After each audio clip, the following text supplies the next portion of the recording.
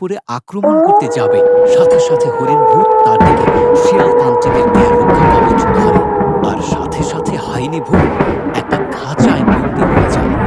তুমি এখান থেকে আর কোনোদিন মুক্তি পাবে না। আমাদের আমাদের ক্ষমা করে দিন হাইনি ভূত। আমরা এখানে দাঁড়িয়ে দাঁড়িয়ে গল্প করছিলাম না, বরং আপনাকে দেখার পর পালিয়ে যাওয়ার বুদ্ধি করছি। আর এক মুহূর্ত দেরি করো না। এই রক্ষা কবচটি নিয়ে তুমি এখনই হাইনি ভূতের কাছে চলে যাও, আর যাওয়ার সময় হরিণ ভূতকেও সাথে নিয়ে যাও। অনেক অনেক কাল আগে পাহাড়ের শেষ প্রান্তে যে ছোট্ট জঙ্গলটা ছিল, সেখানে একটি হরিণ দম্পতি বাস করত। অনেক দিন বিয়ের পরও হরিণ দম্পতির কোনো সন্তান হচ্ছিল না, আর এই নিয়ে হরিণ তার স্ত্রীকে খুব কথা শোনাতো। এ বছরের মধ্যে যদি তুমি আমাকে সন্তান দিতে না পারো, তাহলে আমি তোমাকে এই গুহা থেকে তাড়িয়ে দেব।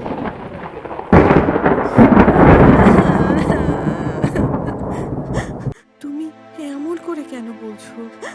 আমার কি দোষ? সন্তান জন্ম না হলে আমি কি করব?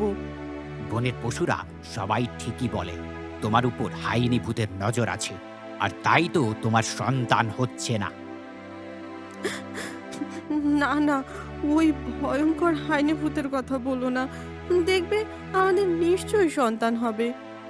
এরপর সেই পুরুষ হরিণ সেখান থেকে রাগ করে চলে গেল।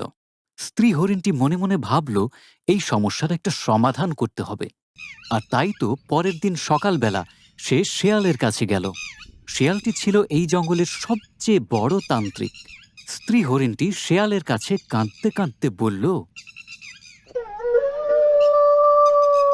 শেয়ালতান্ত্রিক, দয়া করে আমাকে সাহায্য করুন।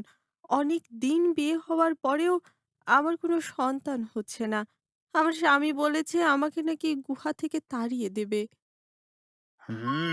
তোর উপর হাইনি ভূতের নজর পড়েছে, আর যার উপর হাইনি ভূতের নজর পড়ে তার সহজে সন্তান হয় না।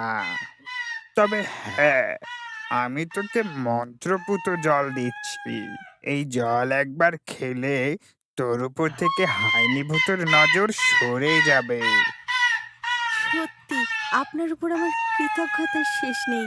আমাকে এখনই ওই জল দিন। এরপর সেই শিয়ালতান্ত্রিকের কাছ থেকে স্ত্রী হরিণটি জল সংগ্রহ করে আর সেখান থেকে চলে আসে। কিছুদিনের মধ্যে স্ত্রী হরিণ গর্ভধারণ করে, আর তার একটি ফুটফুটে নীল চোখের হরিণ ছানা হয়। হরিণ ছানাটি দেখতে বেশ সুন্দর ছিল, তার ছিল গাঢ় রঙের নীল চোখ। বনের পশুরা তাকে খুব ভালোবাসত। একদিন হরিণ ছানাটি তার খরগোশ বন্ধুর সাথে জঙ্গলে খেলা করছিল, আর তখন হঠাৎ করেই তারা একটি ভয়ঙ্কর আওয়াজ শুনতে পায়। এই গভীর জঙ্গলে এই ভয়ঙ্কর আওয়াজ কোথা থেকে আসছে? কেন বন্ধু, তুমি হাইনি ভূতের নাম শুনোনি? এই জঙ্গলে একটা ভয়ঙ্কর ভূত আছে। এটা হলো হাইনি ভূত। একবার যার উপরেই হাইনি ভূতের নজর পড়ে, তার আর রক্ষা নেই। আরে ধুর, ওইসব হাইনি ভূতকে আমি একদম ভয় পাই না।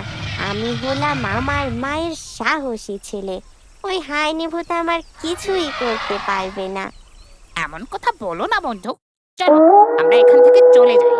হাইনি ভূত আমাদের দেখে ফেললে একেবারে কাঁচাই খেয়ে ফেলবে। খরগোশটি যখন নীল হরিণ ছানাকে পালানোর বুদ্ধি দিচ্ছিল, ঠিক তখনই সেখানে হাইনি ভূত এসে হাজির হয়। কিরে, তোদের তো বড্ড সাহস! আমাকে দেখার পরও তোরা এখানে দাঁড়িয়ে দাঁড়িয়ে গল্প করছিস, তাই না? তোরা জানিস না এই জঙ্গলের সবাই আমাকে ভয় পায়? আমাদের আমাদের ক্ষমা করে দিন হাইনি ভূত। আমরা এখানে দাঁড়িয়ে দাঁড়িয়ে গল্প করছিলাম না, বরং আপনাকে দেখার পর পালিয়ে যাওয়ার বুদ্ধি করছিলাম। তোরা বড্ড ভুল করে ফেলেছিস। এত সহজে এখান থেকে তোরা পালাতে পারবি না। ওই নীল চোখের হরিণ ছানাটিকে আমার খুব পছন্দ হয়েছে। অনেকদিন হয়ে গেল এত সুন্দর হরিণ ছানা খাইনি। তাই নাকি হাইনি ভূত? তুমি আমাকে খেতে চাও? আমাকে কখনো তুমি ধরতেও পারবে না। আমি তোমার চাইতেও অনেক জোরে দৌড়াতে পারি। এই জঙ্গলে আমার মুখের উপর কেউ কথা বলে না, আর তুই কিনা আমার মুখে মুখে কথা বলছিস। আজ আমি তোকে মজা দেখাবো। এরপর যখনই সে হাইনি ভূত হরিণ ছানাটিকে এবং খরগোশটিকে ধরতে যায়, তারা দ্রুত বেগে সেখান থেকে পালাতে শুরু করে। হরিণ ছানাটি খুব বুদ্ধিমান ছিল। সে তাড়াতাড়ি দৌড়াতে দৌড়াতে গুহার মধ্যে এসে পড়ে আর ঠাস করে গুহার দরজা লাগিয়ে দেয়। দুষ্টু হরিণ ছানা, তুই ভেবেছিস কি দরজা লাগালেই আমার হাত থেকে বাঁচতে পারবি, তাই না? তোমাকে বলেছিলাম না হাইনি ভূত, তুমি আমাকে কখনো ধরতে পারবে না। এরপর সেই হাইনি ভূত দরজার ওপাশে প্রচন্ড রাগে গড়গড় করতে শুরু করে আর সেখান থেকে চলে যায়। সন্ধ্যাবেলা যখন হরিণ ছানার মা গুহায় ফিরে আসে, তখন হরিণ ছানা সেই ঘটনাটি তার মাকে খুলে বলে।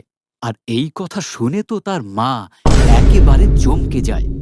জঙ্গলে সবাই হাইনি ভূতকে ভয় পেলেও আমি ওকে একদম ভয় পাই না।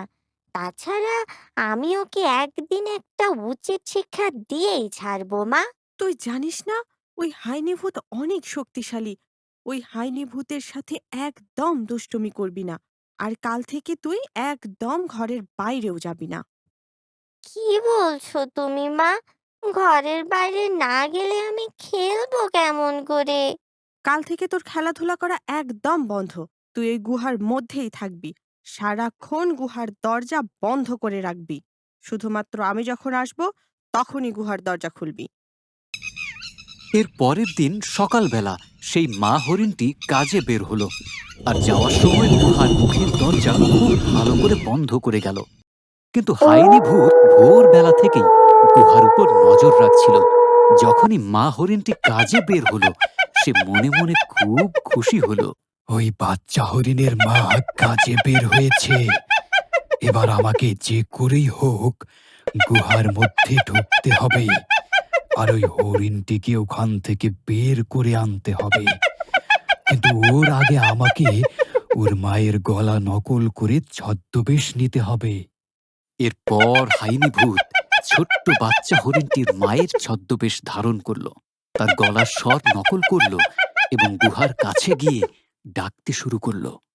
লক্ষ্মী সোনা, আমার হরিণ ছানা, দরজা খুলে বের হয়ে আয়। আমি তোর মা রে। কি ব্যাপার, মা? তুমি এত তাড়াতাড়ি চলে এলে? তুমি তো বলেছিলে তোমার ফিরতে সন্ধ্যা হবে। কি করব বল, কাজে গিয়ে কিছুতেই মন বসাতে পারছি না। যদি ওই দুষ্টু হাইনি ভূত তোর কোনো ক্ষতি করে ফেলে, তাই তো আমি ভয়ে তাড়াতাড়ি চলে এসেছি। ঠিক আছে, মা, আমি দরজা খুলে দিচ্ছি। বাচ্চা হরিণ যখনই দরজা খুলল, সাথে সাথে হাইনি ভূত তার উপর ঝাঁপিয়ে পড়ল। হরিণ ছানা, শেষ অব্দি তুই আমার ফাঁদে পা দিয়েছিস, আর আমি তোকে এখান থেকে ধরে নিয়ে যাব। ছি ছি, তুমি মিথ্যাবাদী। এতক্ষণ মিথ্যা বলে তুমি আমাকে গুহা থেকে বের করেছো, তাই না? কি করব বল? তুই তো আমার কোনো কথাই শুনছিলি না। তোকে বের করার জন্য এইটুকু মিথ্যার আশ্রয় আমাকে নিতেই হলো।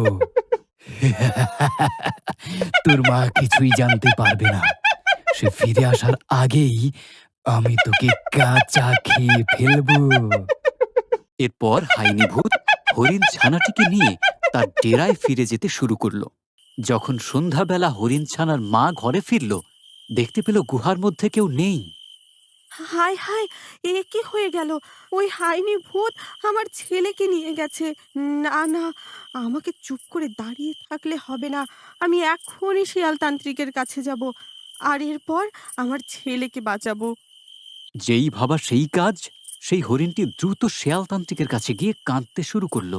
সবকিছু শোনার পর শেয়ালতান্ত্রিক হরিণের হাতে একটি রক্ষা কবচ দিয়ে বলল, নাও নাও, আর এক মুহূর্ত দেরি করো না। এই রক্ষা কবচটি নিয়ে তুমি এখনই হাইনি ভূতের কাছে চলে যাও।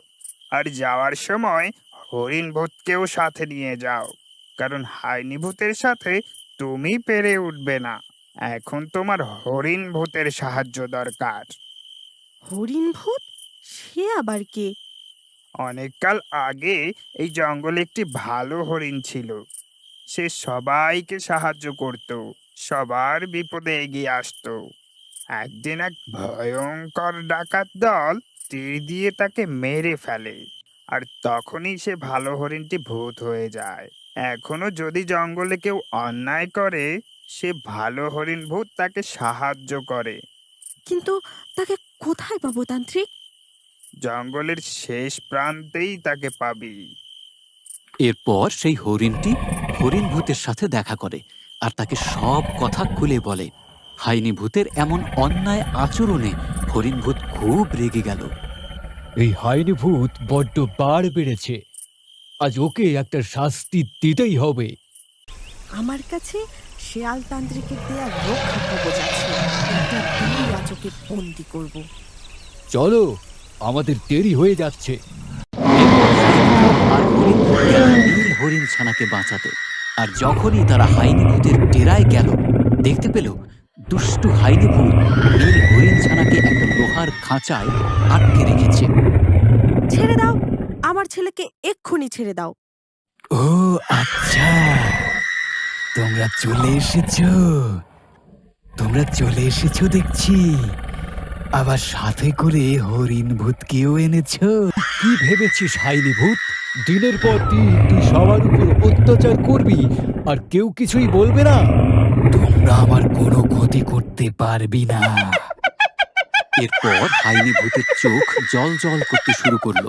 সে যখনই সবার উপরে আক্রমণ করতে যাবে, সাথে সাথে হরিণ ভূত তার দিকে শিয়াল তান্ত্রিকের দেয়া রক্ষা কবচ ধরে, আর সাথে সাথে হাইনি ভূত একটা খাঁচায় বন্দী হয়ে যায়। তুমি এখান থেকে আর কোনোদিন মুক্তি পাবে না, তোমাকে এখানেই বন্দি থাকতে হবে। এরপর হরিণ ভূত আর মা হরিণটি মিলে নীল চোখের হরিণ ছানাকে উদ্ধার করে আর সেখান থেকে